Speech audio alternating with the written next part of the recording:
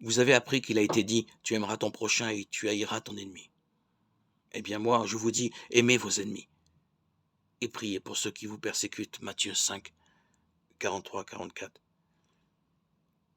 La haine est dans le cœur.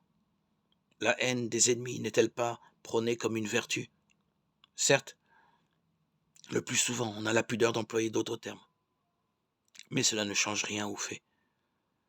Et cette attitude n'est pas l'apanage d'une société, d'un parti ou d'un pays. Cette haine, cette défiance, ces préjugés apparaissent comme un ressort d'action de nature à opérer l'unité d'un clan. Cela consiste, en définitive, à tout faire pour éliminer l'adversaire, c'est-à-dire agir de manière radicalement opposée à celle de Dieu. La pauvreté ne se contente pas de quelques conférences au niveau international ou social où chacun des protagonistes ne ferait des concessions que dans la mesure où cela lui permettrait de fortifier sa position.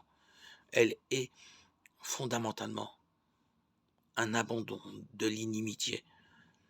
En cette pauvreté, le cœur se refuse à considérer un homme, quel qu'il soit, comme ennemi. Cet homme, dont la mentalité est différente de la mienne, que j'ai peine à comprendre, possède un cœur totalement semblable au mien. Ce cœur est capable des plus grandes décisions d'amour. Voilà pourquoi l'apôtre Paul écrit de la charité qu'elle excuse tout, croit tout, espère tout, supporte tout. 1 Corinthiens 13, 7. La pauvreté, ce n'est pas tolérer d'images toutes faites, de jugements définitifs et faciles qui justifient la position du clan. C'est se faire un cœur accueillant à tout homme, aussi lointain soit-il. C'est à toutes ces conditions que le cœur est libre, parce qu'il est dépouillé, il est neuf, toujours prêt à s'étonner, à se laisser séduire par l'autre, à l'accueillir.